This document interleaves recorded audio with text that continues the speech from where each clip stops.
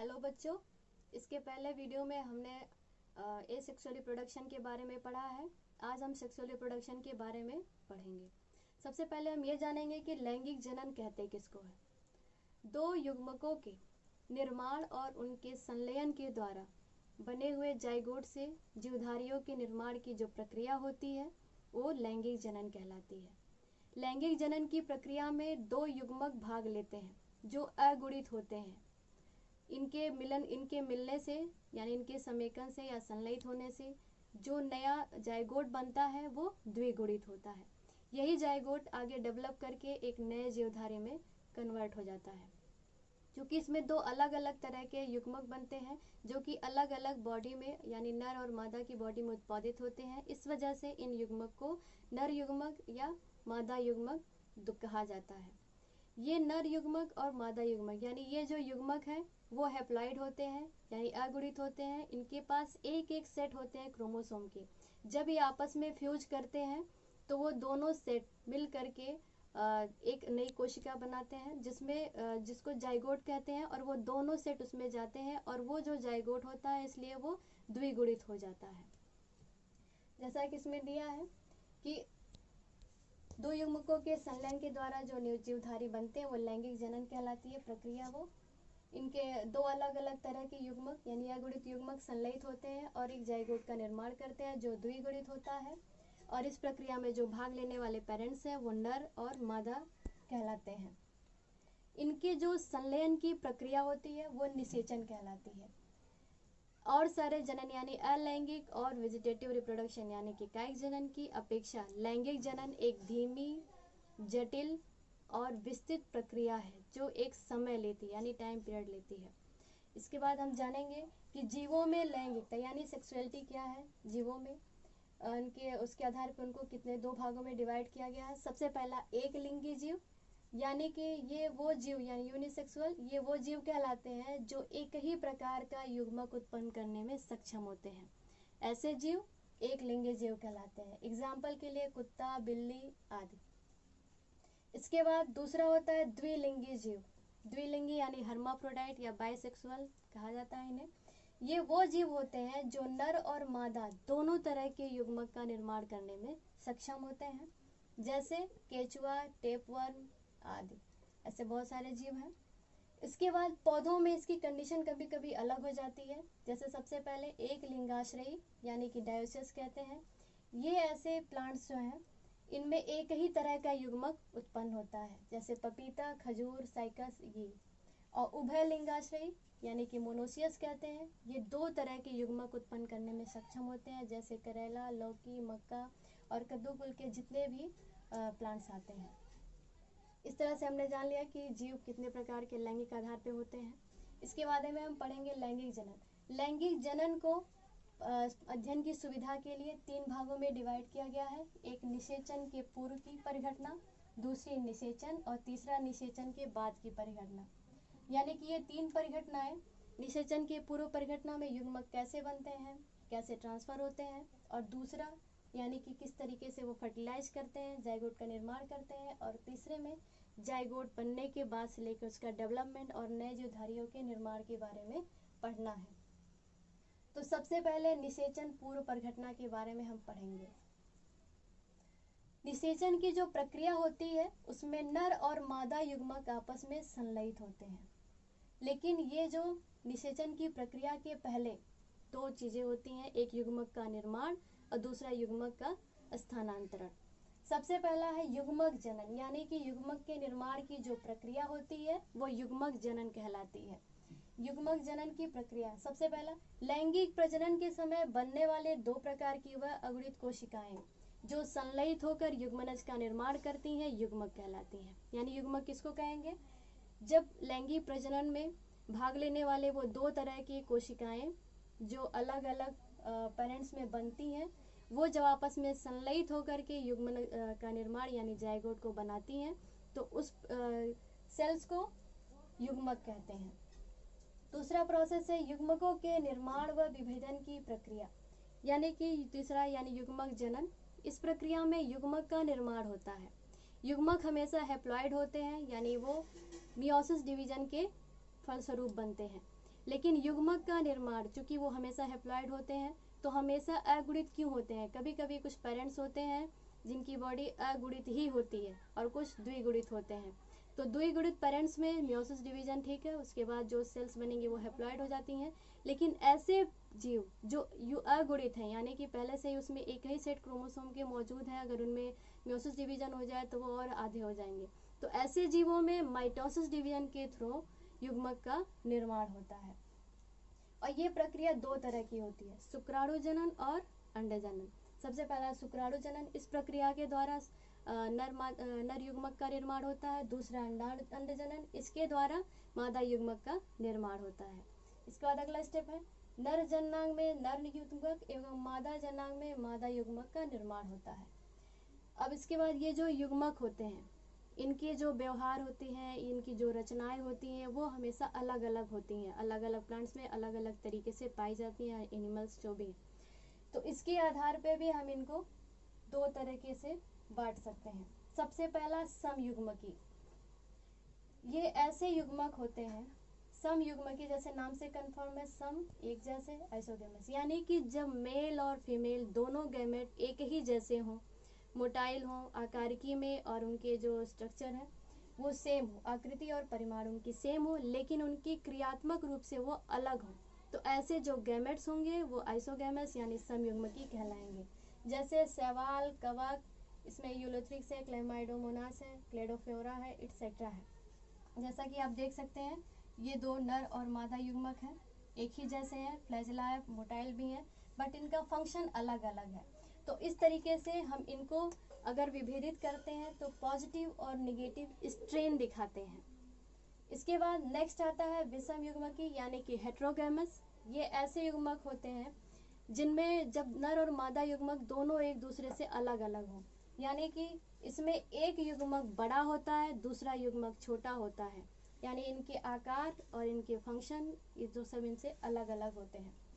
तो जो जैसा आप क्लियर देख रहे हैं, ये बड़ा युग्मक है, ये मादा युग्मक कहलाता है, ये छोटा है, नर युग्मक कहलाता है। मादा युग्मक बड़ी होती है और अचल होती है, यानी एक मूवमेंट नहीं कर सकती, जबकि नर युग्मक चल होता है और इसमें फ्लैजिला उपस्थित होता है जिससे मूवमेंट कर सकता है। तो मादा युग्मक को ओवम और जो नर है इसको एंथ्रोजॉइड्स कहा जाता है। इस तरह की जो चीज़ें देखने को मिलती हैं ये है उदाहरण में फ्यूकस और ह्यूमंस में भी मिलता है। उसके बाद अगला जो है युग्मक जनन है। दूसरा प्रोसेस जो है युग्मक स्थानांतरण, यानी युग्मक के बनने के बाद इसको अपने एग्जैक्ट पोजीशन पे पहुंचने की जो प्रक्रिया होती है वो युग्मक स्थानांतरण कहलाती है। यह जो प्रक्रिया है ये युग्मक के निषेचन और उसके निर्माण के मध्य की प्रक्रिया है। इसके दौरान नर और मादा युग्मक जो है एक दूसरे के संपर्क में आते हैं और उसके इसमें जो प्रोसेस होते हैं, जैसे बहुत सारे लोअर्स प्लांट्स होते हैं, कुछ हायर प्लांट्स हैं, एनिमल्स हैं और हैं, जैसे कि शैवाल है, ब्रायोफाइट्स है, टेडोफाइट्स। इनमें जो युग्मक बनते हैं वो लगभग दोनों के मोटाइल्स होते हैं। तो ऐसे में इनको एक दूसरे के पास पहुंचने के लिए एक माध्यम की आवश्यकता होती है, तो जो जैसा माध्यम है जल के माध्यम से। इसलिए शैवाल, ब्रायोफाइट्स और टेडोफाइट्स इनके जितने भी युग्मक हैं इनके फर्टिलाइज करने के लिए इनको एक माध्यम यानी जल की आवश्यकता होती है। आवृतबीजी प्लांट्स और अनावृतबीजी प्लांट्स, ये जो प्लांट्स होते हैं इनमें जो परागण होता है, यानी कि इनकी जो स्थानांतरण की प्रक्रिया है वो परागण के द्वारा होती है, ठीक है। और जो द्विलिंगी पौधे हैं, कुछ पौधे ऐसे हैं जिसमें दोनों चीज़ें प्रेजेंट होती है, जैसे हमने बताया उभयलिंगाश्रय, मेल और फीमेल दोनों युग्मक वहाँ बन रहे हैं। तो ऐसे जो पौधे हैं जो जिसमें दोनों युग्मक बन रहे हो वहाँ पे स्वपरागण की प्रक्रिया संपन्न होती है, और ऐसे पौधे जिसमें एक ही तरह का बन रहा हो वहाँ पर परागण की प्रक्रिया संपन्न होती है। इसके बाद अगला आता है निषेचन, यानी कि ये प्रक्रिया, इसमें दोनों अगुणित युग्मक आपस में मिल करके, नर एवं मादा युग्मक आपस में मिल करके और जाइगोट का निर्माण करते हैं। यानी नर और मादा युग्मक जब स्थानांतरण की प्रक्रिया के द्वारा एक दूसरे के पास आते हैं तो वहाँ पे फ्यूजन होता है या निषेचन होता है, जिसके थ्रू युग्मनज का निर्माण होता है। यह निषेचन की प्रक्रिया भी दो तरह की होती है, एक होती है बाह्य निषेचन और एक होती है आंतरिक निषेचन। बाह्य निषेचन वो प्रक्रिया होती है जिसमें निषेचन यानी कि जो मेल और फीमेल गैमेट्स हैं वो पेरेंट बॉडी में ना हो करके बल्कि बाहर किसी माध्यम में उनका फ्यूजन हो यानी फर्टिलाइजेशन होता है। और आंतरिक निषेचन वो होता है जिसमें फीमेल या किसी जीवधारी के शरीर के अंदर ही फर्टिलाइजेशन की प्रक्रिया को कंप्लीट की जाती है। बाह्य निषेचन का एग्जाम्पल शैवाल हैं, कुछ मछलियां हैं, जल या स्थलचर प्राणी हैं। दूसरा आंतरिक निषेचन, इसके जो एग्जाम्पल्स हैं वो सरीसृप हैं, पक्षी हैं, मैमल्स हैं, कुछ ब्रायोफाइटा, टेरिडोफाइटा, जिम्नोस्पर्म, एंजियोस्पर्म के प्लांट्स होते हैं। इन सब में ये आंतरिक निषेचन की प्रक्रिया पाई जाती है।